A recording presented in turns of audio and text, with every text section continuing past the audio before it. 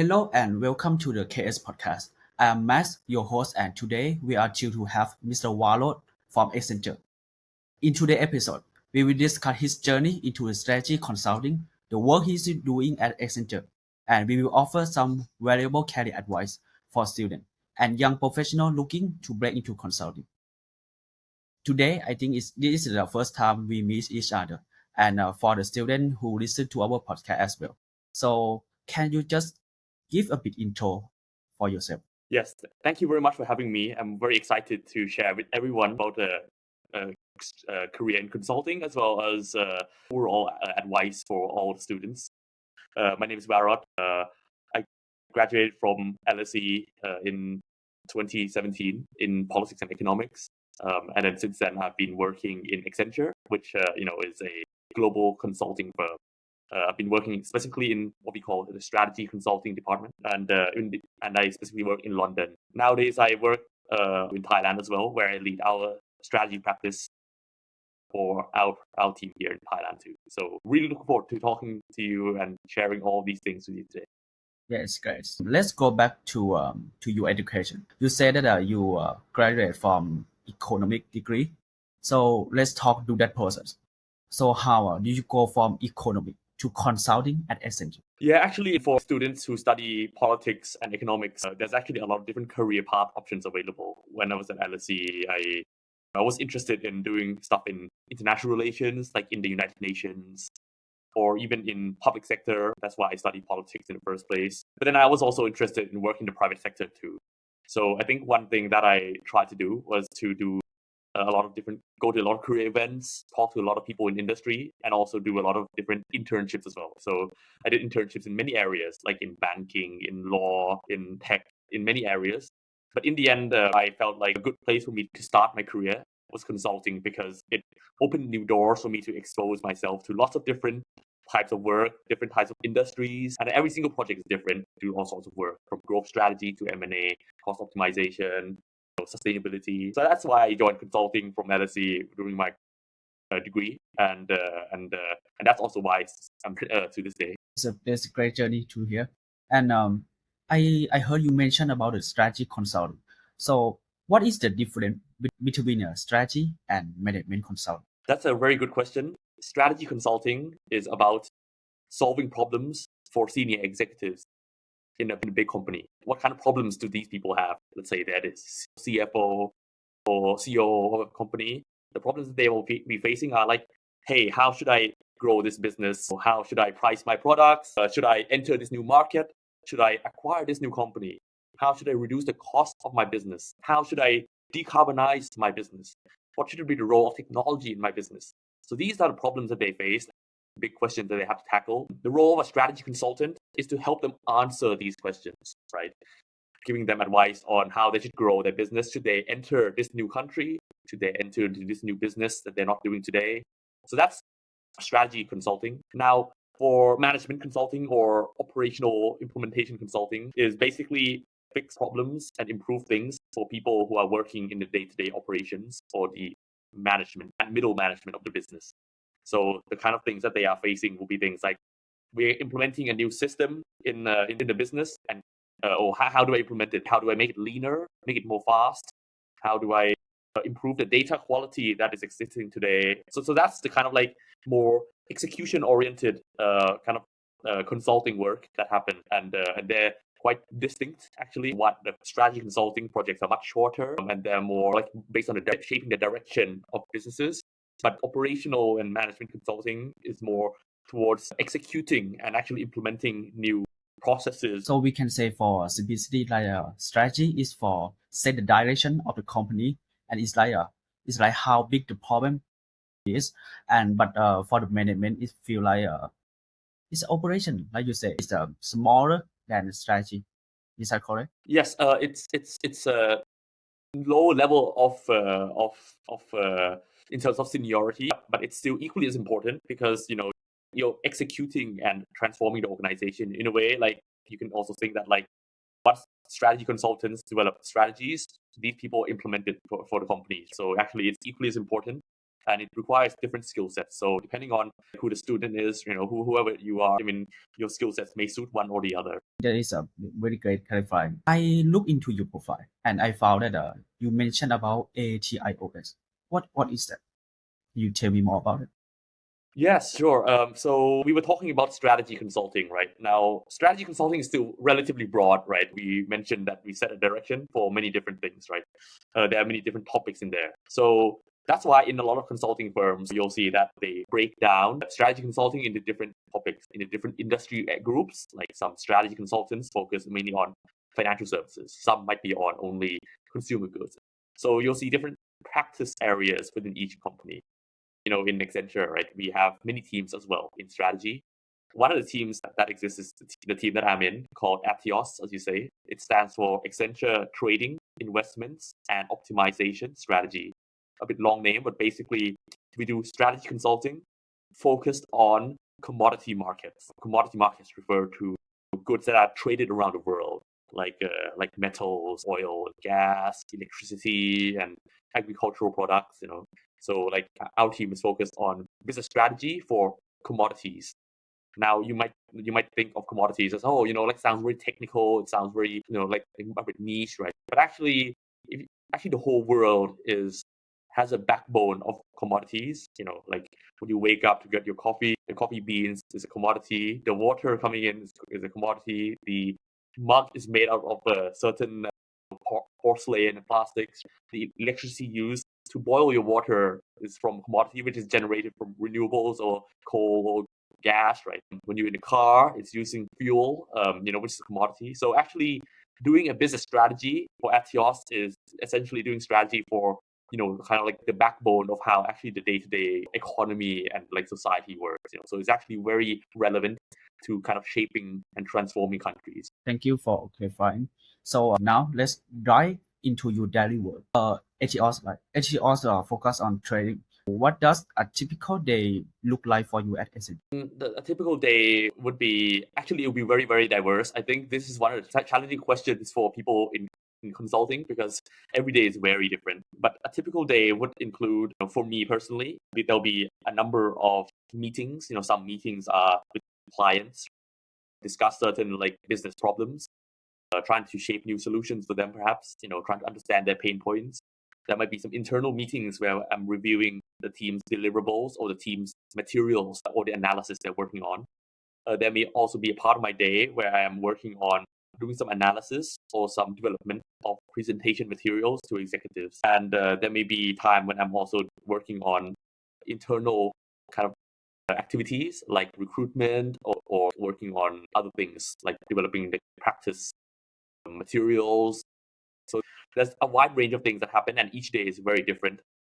But each day will have a combination of these sort of activities. Also doing the recruitment. Yeah, in Accenture, like my role is to lead and build our team in Thailand for ATIOS. So that's why I'm very hands-on in shaping the planning for headcounts for the team. Also work on talent acquisition to find the best people to join our team, and also working on interviewing and all the internal behind-the-scene processes that happens before someone joins.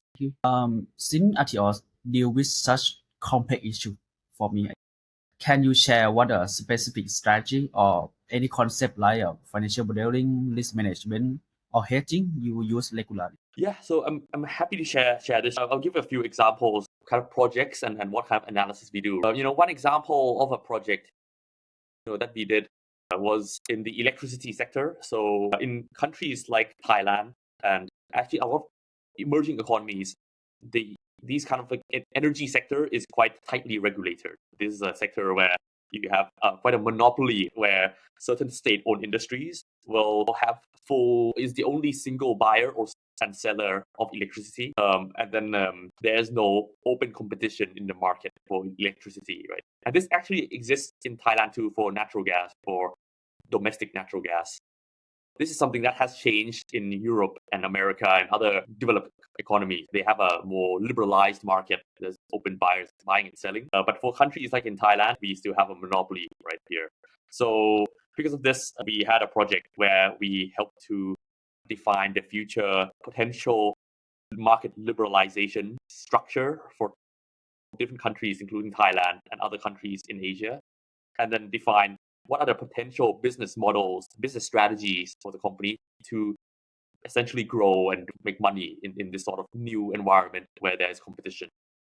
So the analysis, we had to do financial modeling and valuations for a future business, what kind of value would that look like, business model design, define target customers, potential partners, future business models of how to make money, and then also defining implementation planning and like what kind of how to structure a future organization that can help with this, right? So there's a lot of different analysis that needs to happen in this sort of project, right? And every project has different types of analysis. Okay, that is very insightful. So speaking of this, can you talk about some of the hedging strategy that ATIOS used to mitigate, especially in the trading and investment sector? Sure. So for risk, if you're talking about like trading in the risk space, so there's three types of risks, right? So first is market risk, which is where if there is a commodity, let's say crude oil, market risk is the risk of the prices changing and therefore impacting the money that you make, right? The second type of risk is called credit risk, which refers to, when you buy and sell, you need to buy and sell with another party, another counterparty. And if they are bankrupt, you will lose all your money. That risk is known as credit risk. And then there's also operational risk, which refers to, when these things are being moved operationally, right? These, let's say, crude oil being shipped on the sea. If there's a natural disaster, there's some sort of kind of like equipment failure, things like that. That is an operational risk that could impact the final profitability. So for these three sorts of risks, our projects also help clients to manage these as well. In some projects included where we help to actually transform a trading business so that they have more advanced tools in order to manage these risks, right? For example, certain analytical tools or dashboards to help them to manage their market risk, such as, in market risk, there's certain indicators, right? Some indicators include stuff called value at risk. So helping clients to actually analyze and identify kind of root causes and really decompose these metrics so that they can quickly respond and develop the best risk mitigation strategy is one thing that we do, right? So that's one example. But actually, we work on different types of projects on this as well, such as helping them to redefine the strategy to manage their risks, across all of these three types of risks. Since I have listened to you, I feel like this your team is involved to a variety of the industry. So which sector do you find the most challenging or rewarding to work with, and why? I mean, that's a very difficult question. Every sector is very rewarding for me personally to work on. I think the good thing about the team is that we are working across different commodities. There's so many different types of commodities in the world, right? Electricity, oil and gas, metals, right? And even newer commodities, like if you think about it, like with the world going towards the energy transition, you've got stuff like biofuels, hydrogen, carbon credits, things like that, and even like the metals for electric vehicles like lithium, right? So all these sectors are really exciting, and it's actually being disrupted kind of like in a very fast way. And the great thing that I really love about like my job is actually the fact that I can work across industries and I keep learning new things. And when I do one project in one industry, I have like these new insights to help even to support another industry, right? And I think that's one of the great things about working in consulting, and especially like where like I can work on different industries. So very hard to pinpoint one specific one, but definitely like all of them are really exciting in their own way. Yeah. I feel like this must have been quite a learning curve to work in this team. But you graduate from the economic. So which faculty or which specific course that your team open for recent graduate to apply? Yeah. So to be honest, like some companies, I guess like every job and every company is very different, right? Some jobs I understand will have quite specific requirements, like an actuary or one actuarial science or statistics. So chemist may want chemistry degree, etc. Now for us in ATIOS, for us like, and in we actually the most important skills to be a good consultant is more in terms of soft skills rather than the prior knowledge from a degree. In fact, from my own personal experience when I was studying politics and economics, actually a lot of the kind of like the knowledge that I learned there, right, on like micro and macroeconomics or political theory, political science, all this stuff was somewhat useful in some way, but to be honest, not directly relevant to the work that we are doing here. And that is the same for pretty much a lot of different degrees, actually. Now, of course, if you studied, say, like in some sort of like chemical engineering, maybe like business, like accounting and finance, like you might have more relevance to some of the work we do in strategy consulting, because we analyze financial statements, like in like say oil and gas industry, you work with refineries and stuff like that, right, where chemical engineering is useful. But at the end of the day, the most important thing is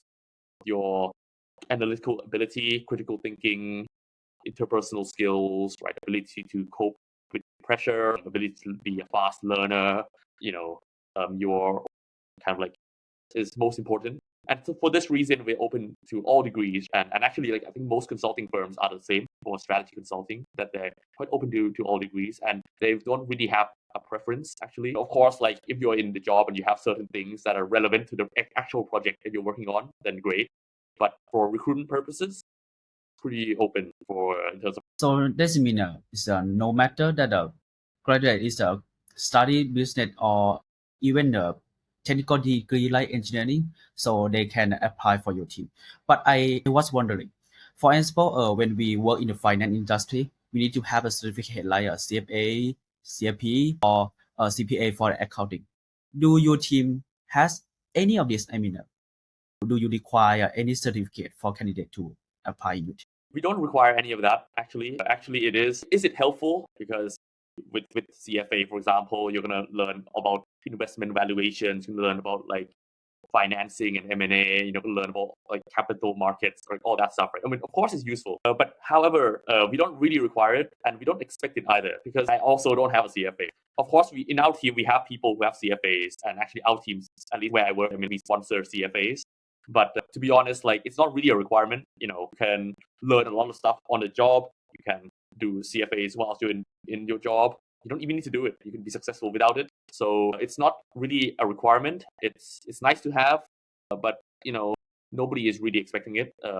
Especially at analyst level in strategy consulting. I don't think any firm will be expecting it, to be honest. But is it useful? I mean, is it like a nice thing to have? Yeah, I mean, I'm sure it's nice. But like you can also do other things that like the internships will be like equally or even more valuable, right? There's many other things that you can do. But yeah, CFA is good, but not required.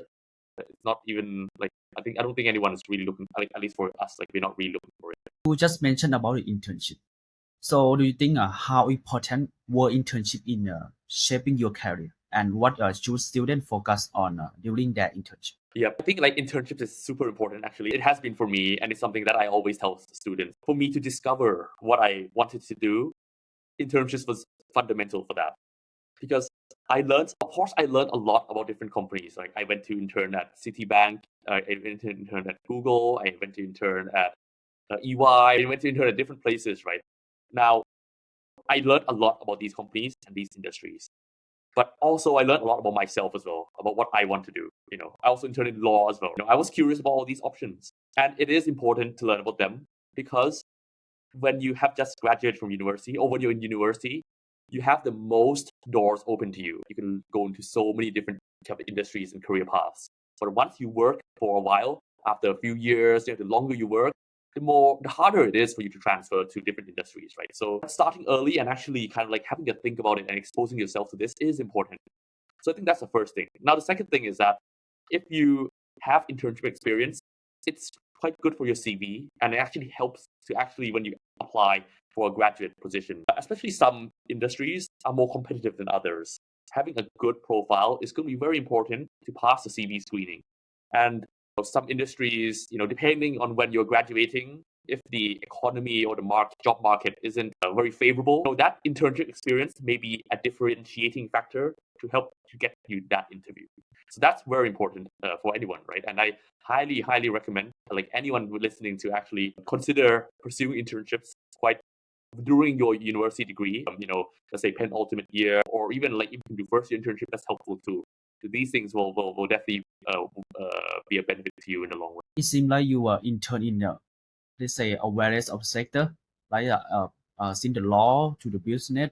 So that's mean you want to say that if the student increase the amount of the intern, I mean the more is better. So basically, there's two things, right? So first, I mentioned about learning more about companies and yourself.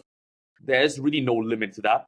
Kind of depends on you. So for example, some people already know that I want to be a doctor. I want to be a lawyer, right? For these people, like they don't really need to learn so much about what they want to do or about the industry because they already know what they want to do, right? So for these people, like internships is not for this reason. However, for some people, they don't really know what they want to do, right? And they may want to explore certain industries. For me personally, I want to learn more about legal career, right? I was very interested in that. I was interested in technology, kind of like technology companies, interested in banking, right? And the best way to learn about this is to actually intern there. So for me, that made sense for me. But it depends on each person, on what kind of things that they want to learn more about to help them decide on what is the right career for them. So that's my first. So that's the first factor on regarding career preference and learning about career choices and career path. Right now, in terms of like the second reason, which is on the improving your CV and your profile, the more the better, but to a certain limit, because you're not going to be able to fit everything into your CV. For experience, let's say 3 experiences is a good amount. So ideally, you want to have like 3 good companies, good experiences relevant to what you want to apply for. So that kind of depends on what you're applying for, right? So it's not really a number that matters. The quality actually matters a lot. So for me, I screen CVs as well. Like I can tell you that like when I look at certain CVs, the number doesn't matter so much, to be honest. Like, okay, of course, like if there's like none, then that matters. But like, let's say there's 2, there's 3, but then like it's like good quality, like it's a good fit, good match, and I can see that this is a great kind of internship experience. That has a much higher weighting than having like 8 internships. Thank you for clarifying. To be honest, nowadays when me and my team in TSM go to an interview with a current student, most of them, let's say, they interest in the consulting. So, but to be honest, do you think what is the biggest misconception students have when entering the field?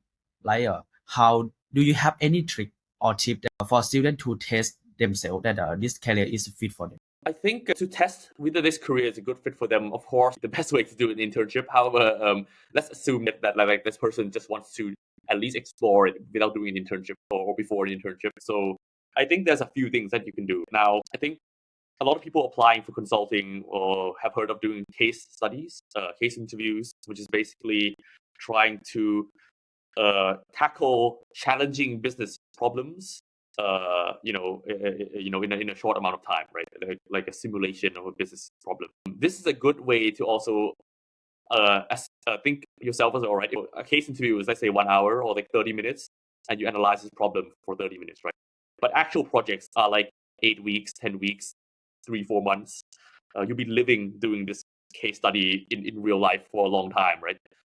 So if a student really likes this sort of like the concept of working on this, like they like the problems being done there, the kind of thinking, the working within like an ambiguous environment and trying to structure these sort of problems. If they like that sort of thing and they feel like it's a good fit for them personally, then consulting could be a very good fit for you, right? The second thing that people can think about, right, to help them is if they like what kind of lifestyle they want in the workplace. In consulting, it's a project-based work, which refers to, okay, in one project right now for 3 months, it's with this manager, with these 2 consultants. I have this managing director with this client, with this industry in this country. But you know what? After 3 months, all of this is going to change. I'm going to work with new people, new industry, new clients, new country even, right? I mean, like everything will change, right? And then the next one will change, right? So that's project-based work.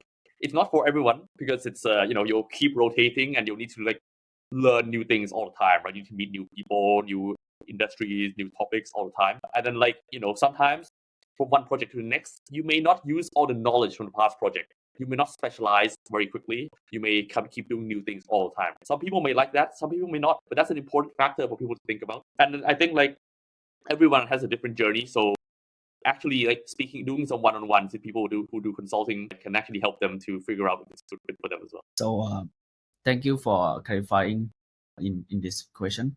And now we would like to move to our next segment. It's a question from student. We have accumulated the response from the student from our channel, like Instagram and TikTok.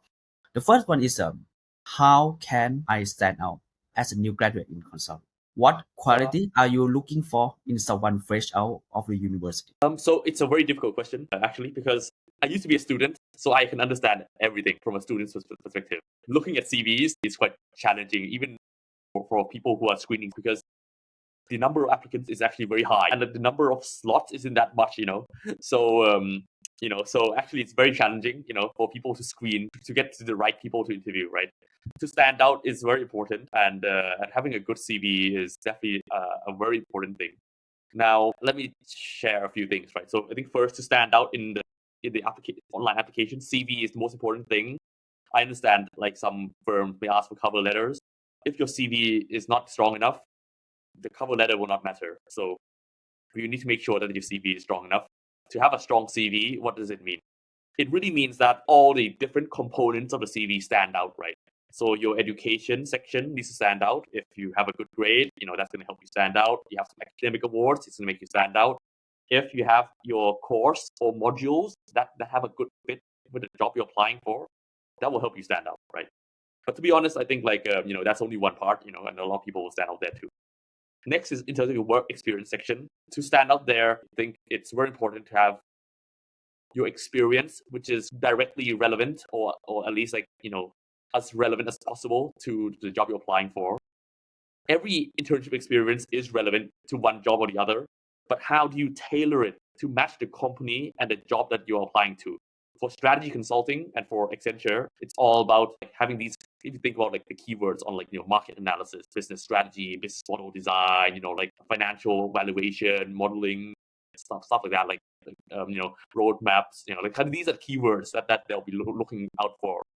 If you did an internship in a strategy firm, strategy role in the past, that would be helpful too. Extracurricular experience, I think that's also an important part as well. To stand out here, I think it is all about extracurricular experience that shows impact. It shows that you have excelled in that experience. I mean, most people will have extracurricular experience, societies, volunteering, etc. But it's very important to show that you have excelled in these activities. Not only have you done it, but you've excelled in it, right? Also, if it has any relevance to the job you're applying for, it also helps as well, right? That is really helpful advice. You mentioned about the good grade, so let's focus on that. For the consulting, is it necessary to have first class honor? Well, if it was a must-have, I wouldn't be in Accenture today. I don't have a first-class honors.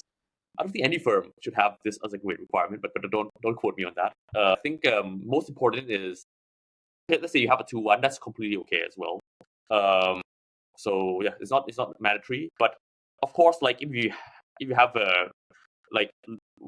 top grades, you have certain awards in your work, I think that helps you stand out, right? But if not, then that's okay. If you graduated from a top university, that will help you stand out too. So top grades isn't the only thing that can help you stand out. I always hear that MBA is the ideal degree for the consulting. Do you think this statement is true? I don't think so. At the end of the day, consulting has many entry points. So MBA is just one entry point. And of course, a lot of consulting firms hire MBA students, right? Let's say they work for a few years, then they do an MBA degree, and then they go into consulting, right? It is one route that is relatively popular. But to be honest, there are multiple routes, and they're all equally as relevant. You get great candidates at a graduate entry level who kind of progress up to the top in the future, right? A lot of for example, in my team in ATIOS, globally our team, the managing directors in our team, a lot of them actually started as new joiner analysts, right? And they've stayed until today at the top of the company. MBA is only one route, right? Another route is from industry hires, like people who, let's say, work outside of consulting for a while and actually think that consulting is a great option for them. They then come into consulting, apply the knowledge that they have from industry into the actual work in consulting. That's another path, and we have success stories in all entry points. I heard that many have the fit interview and also the case interview. But I feel like your team ATIOS is involved in the very specific project. Does your recruitment process is different from ordinary consulting? It's the same because we don't expect people to come in to interview and they're like, oh, I know everything about commodity market. I'm an expert in the evolution of renewables. We don't expect any of that. So the expectation really is the same as any other strategy consulting graduate kind of position. We just want smart people, and smart people may not know about commodities, but they can learn. Once they join, they can learn. And that's what we're looking for. So therefore, the process is relatively the same, right?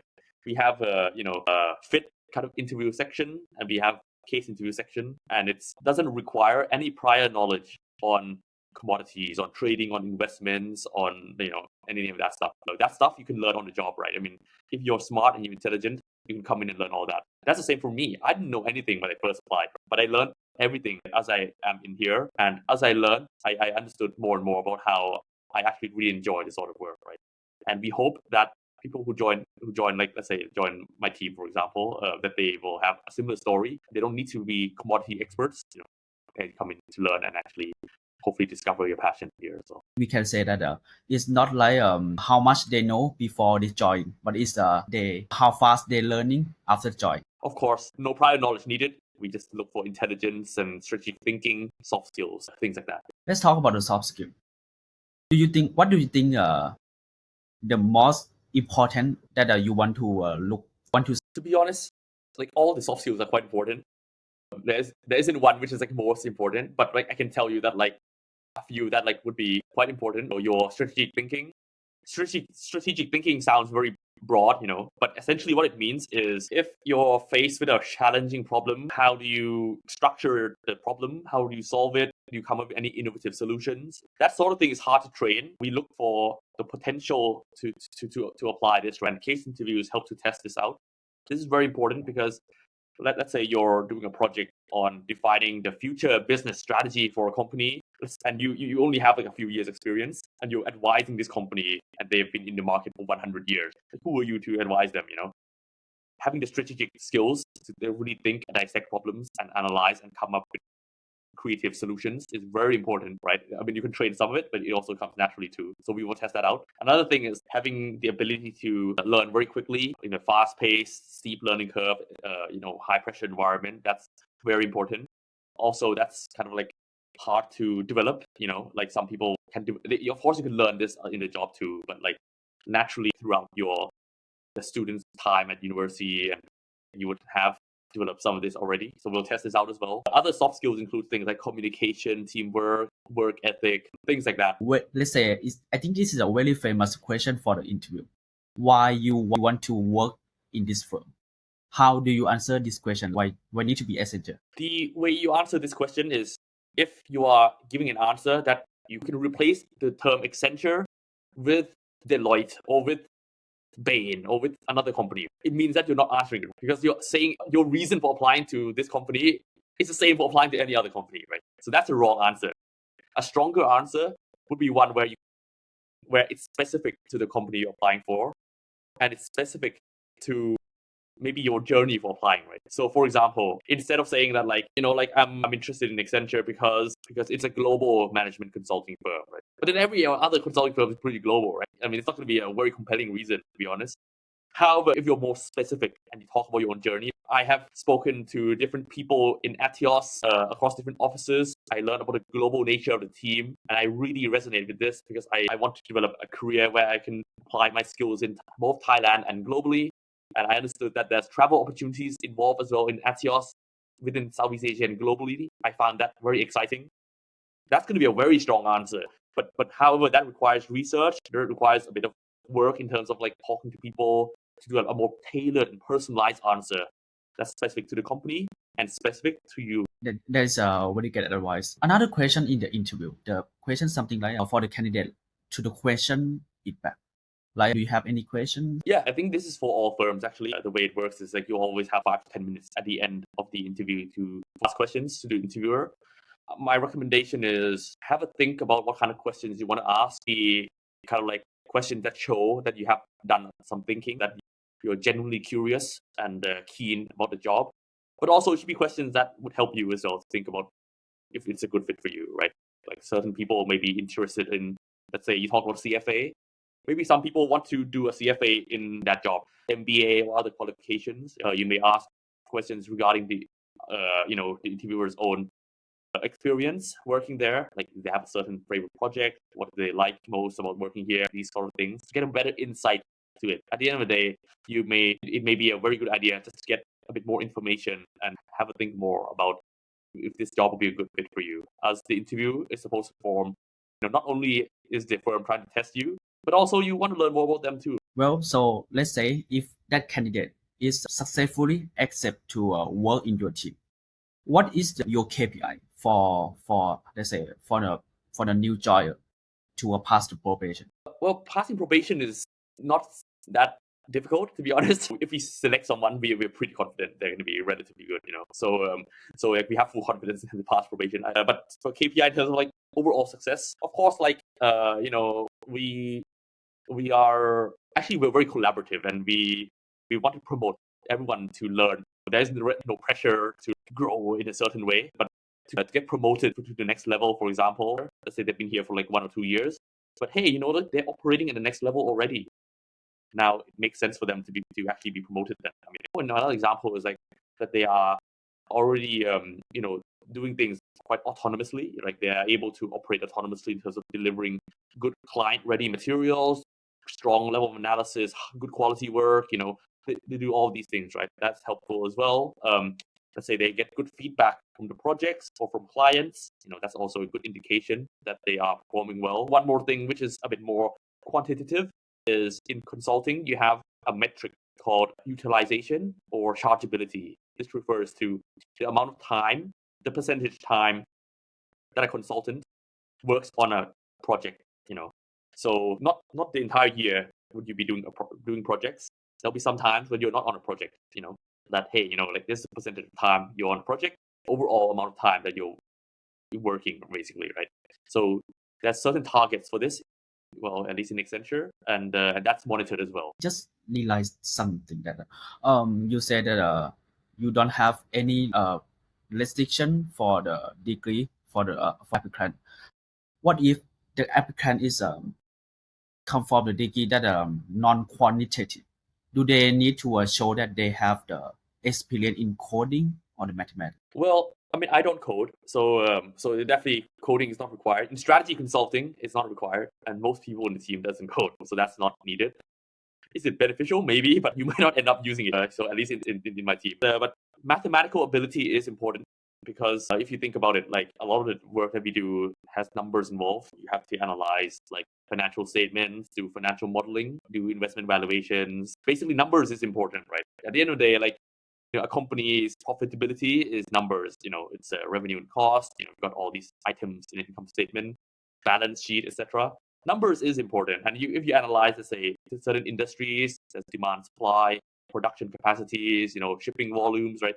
This is all numbers. So numbers is important. Now we don't look for people with like math degrees specifically or anything like that.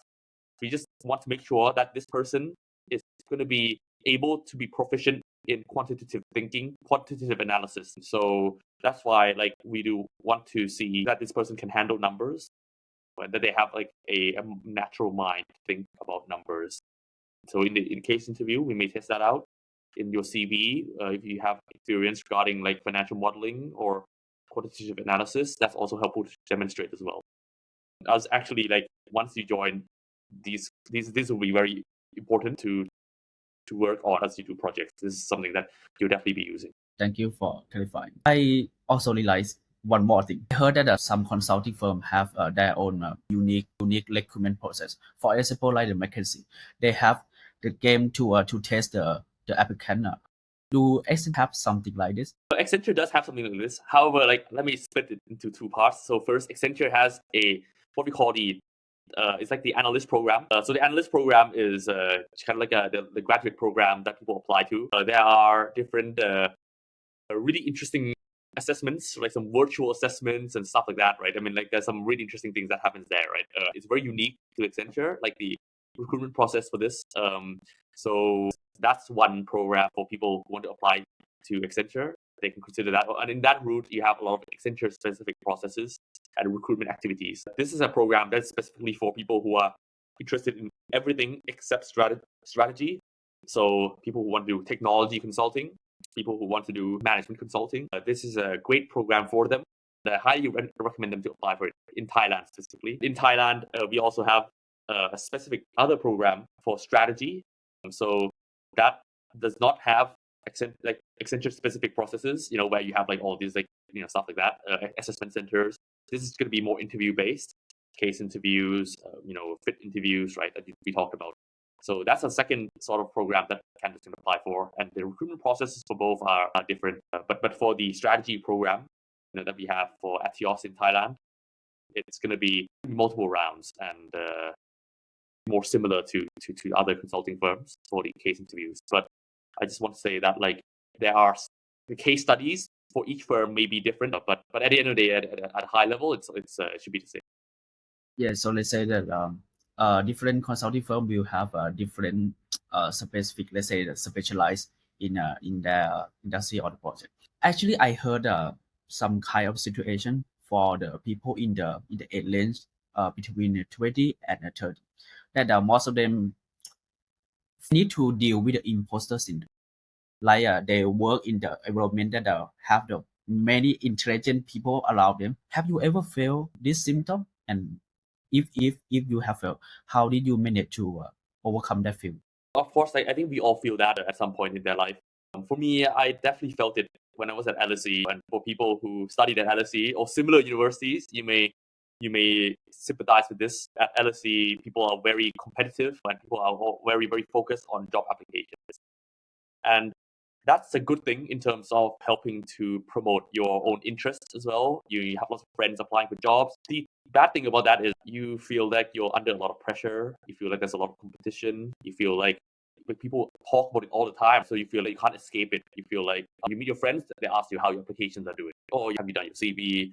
You go to class, you see people who have just come from interview. You go to career center, they talk about this stuff. And you have societies that are career focused in LSE. So that's a lot of pressure, and it makes me feel like, am I doing enough? Like I feel like I'm under pressure to do a good job in my applications. It was tough times for me personally. Of course, it was very stressful. Of course, there was high pressure, and it was very difficult to manage. Right? I mean, trying to having time away from doing applications and thinking about this stuff is very important as well. Sometimes it can overwhelm you a lot. But I think taking it step by step, and actually if you have people who can be your coaches and mentors, that's very important. When I was at LSE, I had people in industry who was mentoring me, like people who were in the UK, right? They work in professional services who kind of mentored me and gave me coaching and guidance throughout the whole process. It really helped me feel structured and feel like I'm on track. Like someone is validating that I'm doing the right thing, that I'm going to be okay. Because I feel like I'm just talking to myself in my head and just pressuring myself. So I think something like that is actually going to be very beneficial to have someone who actually coaches you, mentors you, and guides you, and then to get direction from. That is excellent advice. Before we wrapping up, I need one thing from you. I think for the consulting career, that is a very big hit for the current student. What is the one piece of advice you would give to students who are just starting their career in consulting? You work very hard to get a job in consulting, right? You have to do all this networking. You need to do all the applications, get through all the processes. You get in, you're like, now I'm in consulting, right? And you're happy, right? Which is definitely true. However, consulting is project-based work, as we talked about earlier. That means that there's some nuances to it. It means that once you get into consulting, you don't automatically stabilize. You still need to work towards getting the projects that you want. There are many projects in the consulting firm. What kind of project do you personally want to experience? You can't experience all of them. What do you want to experience? What kind of teams do you want to work with? There will be many teams for you to try out, and you can't try out all of them. You'll be having focus on that will be important. What kind of industries do you want to work with? Maybe like certain countries. There's certain things that you want. So, I mean, there are all these uncertainties even after you join. It is almost as if you're in a kind of like a project market that you need to try to thrive in. Now, to thrive in that, it's going to be very important for you to first know yourself, actually understand what you want, right? Because at the end, consulting, when you're in a consulting firm, don't let the company take control of your career. You should take control of your own and actually think about what you want to do and actually try to navigate your career, shape your career path proactively towards what you want to do. With this specific team you want to be in, type of industry you want to be in, type of work you want to do. Once you've started, you can try to shape, right? And you have to be proactive about it, do the networking, shape your internal profile to match this, kind of clearly state these preferences, try to network your way there, right? So yeah, so I think this is like an important part of starting out in consulting and having the right strategy. So too, I absolutely agree with that. That let's say the consulting is definitely more about growth and learning than instant success. So let's say that is a wrap for today episode, and a big thank you from Tizin to Mr. Warlock for joining us and sharing his experience as well. I'm sure this insight that you provide, especially on consulting, on a risk management, or how to about the career advice, will be valuable to our listener.